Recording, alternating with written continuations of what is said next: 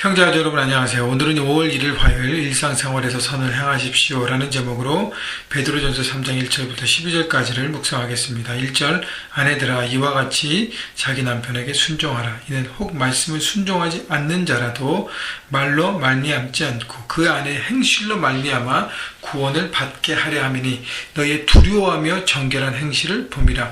자, 베드로가 아내들에 대해서 남편들에 대해서 주는 메시지를 하고 있습니다.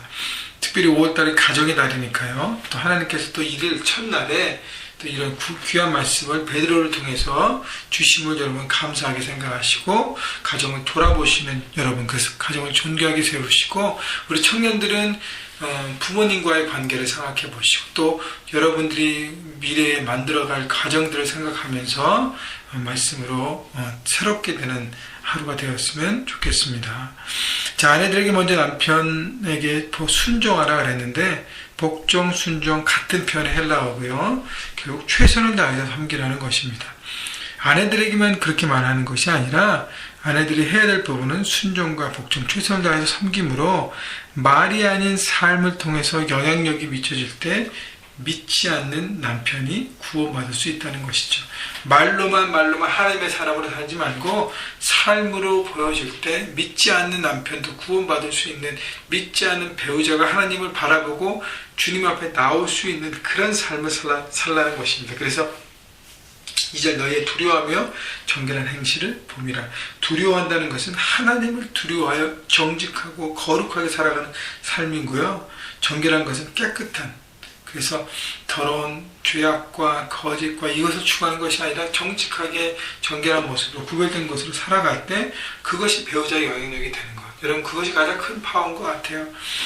아내에게 남편에게 인정받는 신앙인 하나님의 사람이 되지 않으면 우리는 다 가짜잖아요. 그래서 최선을 다해서 내가 다 내 것이 보여졌는 그 상태에서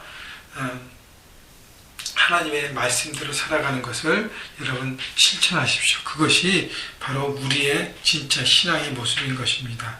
3절 너희의 단장은 머리를 꾸미고 금을 차고 아름다운 옷을 입는 외모로 하지 말고 오직 마음에 숨은 사람을 온유하고 안정한 심령에 썩지 않을 것으로 하라. 이는 하나님 앞에 값진 것이니라. 자, 아내들에게 우리 자매들에게 외모로 가꾸는 것에만 집중하지 말라는 것입니다. 물론 외모를 가꾸고 정결하게 하고 하는 것도 필요합니다. 그 필요 없다는 것이 아니에요. 하지만 순서가 외모보다는 내면을 더욱 가꾸는 데 신경 쓰라는 것이죠. 내 마음을 다스리고 온유하며 내 모든 것들을 통제하고 하나님 앞에 순종하며 그 말씀과 하나님의 사랑으로 회복되고 평강과 평화와 사랑을 품는 그런 아내가 될 때 남편들에게, 자녀들에게, 주변 사람들 그 사랑을 나눌 수 있는 것입니다. 그래서 내면을 가꾸는 것, 내면을 가꾸는 것에 과연 나는 더 집중하고 있는가. 5절 전에 하나님께 소망을 두었던 거룩한 부녀들도 이와 같이 자기 남편에게 순종함으로 자기를 단정하였나니 사라가 아브라함을 주라 칭하여 순종한 것 같이 너희는 선을 행하고 아무 두려운 일에도 놀라지 아니하면 그의 딸이 된 것이라. 결국 이 얘기는 뭐냐면요, 하나님을 섬겼던 모든 자매들이 남편을 순종하고 결국 자기를 단장했다는 것은 남편을 온전하게 세우는 하나님의 사람으로 섬기고 그렇게 하면 결국 그것이 자기를 세우는 것이고 자기 가정을 세우는 것이라는 것을 얘기하고 있습니다.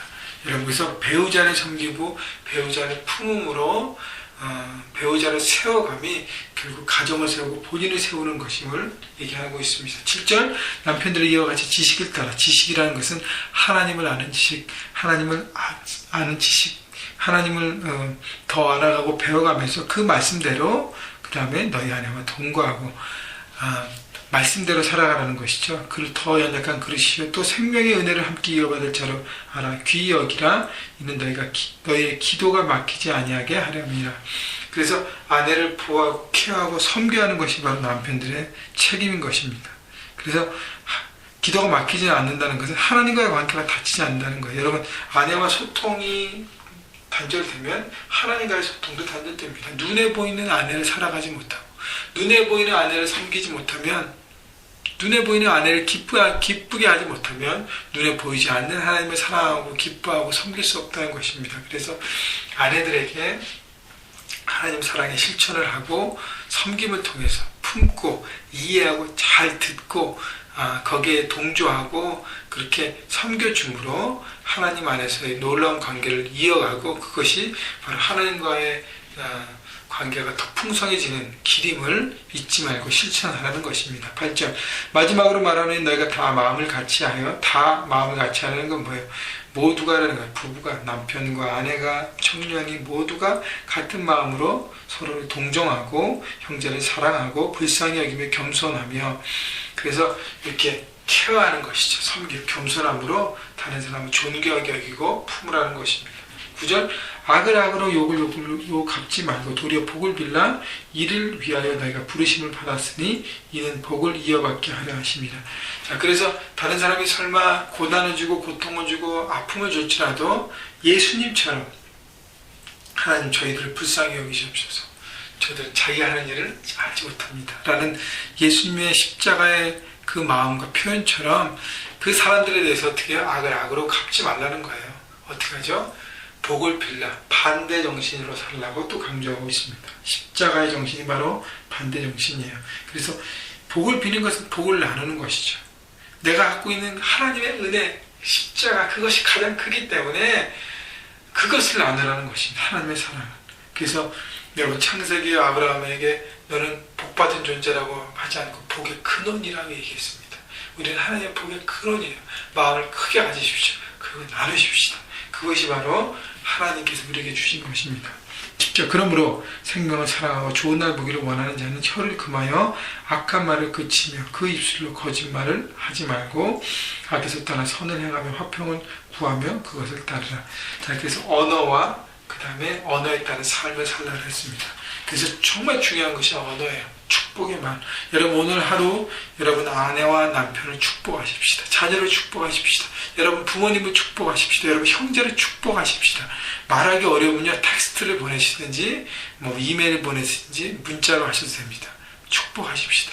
그리고 여러분의 직장 동료와 거래처 사람, 직장 일터에서 만나는 사람들, 학생이라면 캠퍼스에서 만나는 사람들에게 축복의 메시지를 전하십시다. 칭찬하십시다. 그리고 어떻게 관계가 변하는지 한번 보십시다. 여러분 그렇게 함을 통해서 여러분 머름과 만개는 모든 사람들을 살리고 또 거룩한 삶, 선을 행함을 통해서 그들을 세우고 아름다운 하나님의 나라를 여러분이 속한 영역에서 이루어져 가시기를. 그래서 고난받고 어려운 문제 상황 속에 거기에 머무르지 않고 그것을 하나님 나라와 바뀌는 하나님의 능력 있는 모든 사람들을 세워서 살아가시기를 주님의 이름으로 축원합니다.